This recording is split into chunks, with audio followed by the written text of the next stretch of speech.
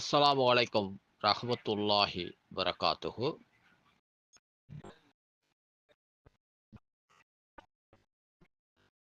இறைவன் உணவை நிறுத்திவிட்டால் உங்களுக்கு உணவளிப்பவன் உண்டா? மாறாக வரம்பு மீறுவதிலும் வெறுப்பிலுமே அவர்கள் மூழ்கிவிட்டனர். உணவுக்கு இறைவன் பொறுப்பு என்றால் பட்டினி சாவு ஏன்? இவ்வசனங்களில் பல வசனங்களில் அனைவரின் உணவுக்கும் அல்லாஹுவே பொறுப்பாளன் என்று கூறப்பட்டுள்ளது.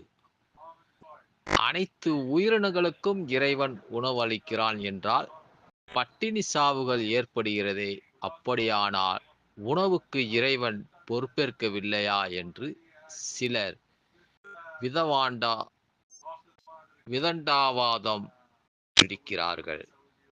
இறைவன் உணவுக்கு பொறுப்பேற்றுக் கொண்டதால் ஒருவரும் எப்போதும் சாகக்கூடாது என்று இவர்கள் கேட்பார்களா? உணவுக்கு இறைவன் பொறுப்பு என்றால் எவ்வளவு காலம் ஒருவன் வாழ வேண்டும் என்று இறைவன் முடிவு செய்துள்ளானோ அந்த காலம் வரை இறைவன் பொறுப்பு என்பதுதான் இதன் பொருள். மேலும் இறைவனைத் தவிர யாரும் பொறுப்பேற்க முடியாது என்பதும் இதன் கருத்தாகும். உணவு மட்டுமின்றி எல்லா பாக்கியங்களுக்கும் இறைவன்தான் பொறுப்பு என்றாலும் அனைத்துமே நிர்ணயிக்கப்பட்ட காலக்கெடுவை கொண்டதாகும். நிரந்தரமானதல்ல. எவ்வளவு காலத்துக்கு இறைவன் பொறுப்பேற்றுள்ளானோ அந்த காலம் வரை அவன் உணவளிப்பான் என்பதுதான் இதன் பொருள். திருக்குர்ஆனின் பல்வேறு வசனங்களில் மனிதனுக்கு வழங்கப்படும் அனைத்தும் காலக்கெடுவுடன் கூடியதாகும் என்று அல்லாஹுவே தெளிவுபடுத்திவிட்டார்.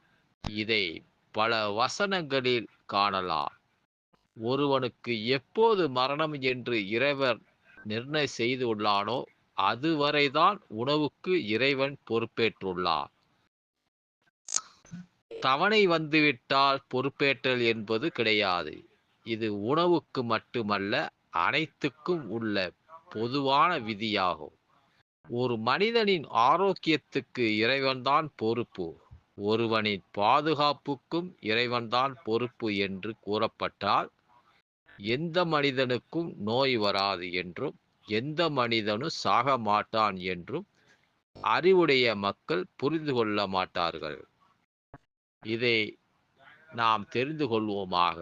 அஸ்ஸலாமு அலைக்கும் ரஹ்மத்துல்லாஹி வரகாத்துஹு.